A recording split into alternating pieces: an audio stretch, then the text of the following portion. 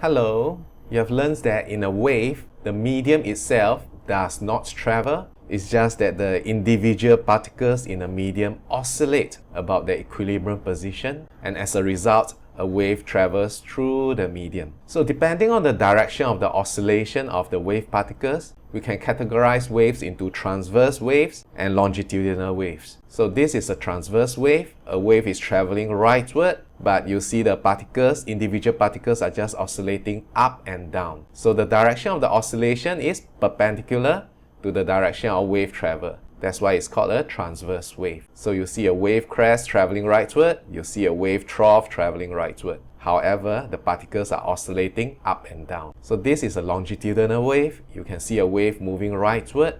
But what about the individual medium particles? They're oscillating left and right as well. So the direction of the oscillation is parallel to the direction of the wave travel. That's why it's called a longitudinal wave. So you can see a region of compression moving rightward. You can also see a region of rarefaction moving rightward. So back to the water wave. Do you think it's a transverse or longitudinal wave? So for this one, the oscillation is actually circular, huh? So this is, I guess, both transverse and longitudinal, and that's why this is not in the H2 syllabus. You are actually right now experiencing a longitudinal wave. Do you know what it is? Yup, the sound wave. And so you may ask, so what is vibrating here? What is oscillating here? What is the medium? Well, you can think of the air as a gaseous jelly. So if you disturb any part of the jelly, the vibrations will be transmitted through the jelly, right? So likewise, if you have something that can disturb the air continuously, then you can produce a series of compressions and rarefactions traveling through the air. Now, the big difference between gaseous states and solid states, of course, in gaseous states, all the molecules will be flying around at high speed randomly, right? They will not be like tied to a position. So this diagram could be, well, a bit misleading because in actual fact, the air molecules, like I said, will not be stuck to a position. They'll be flying all over the place. So what the diagram actually is trying to show is the distribution of the air molecules, maybe the density of the air. So if there's no sound wave, then all these dots will be equally distributed, meaning the air molecules will be uniformly distributed. The air density is uniform throughout. But if you start disturbing one end of the air column like this, you can produce regions where the air molecules are more closely packed, and therefore there are regions of high density,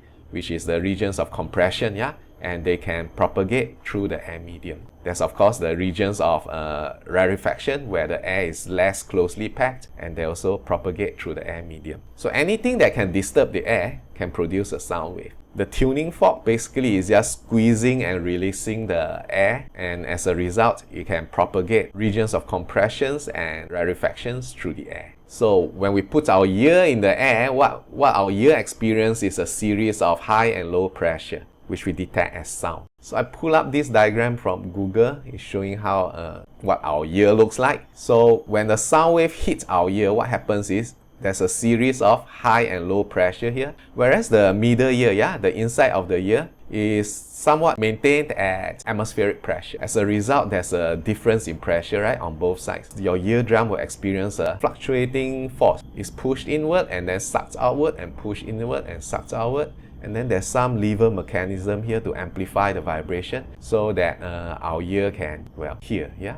Now you often see a sound wave illustrated like this. So I just want to highlight to you that this will be the average pressure, usually the atmospheric pressure. So really sound wave is just a series of above and below atmospheric pressure fluctuations. This one looks complicated because it's a superposition of many sounds of different frequencies and amplitudes maybe. So in its simplest form, they are just sinusoidal waves. The loudness of the sound will depend on the amplitude. So this is a louder sound compared to this. What about the pitch? The pitch will depend on the period. So this one has a long period, so low pitch. This one has shorter period and higher frequency, so high pitched. Well, I think it's fun that you are learning something that you experience every day. Alright, that's all for now. Ta-ta!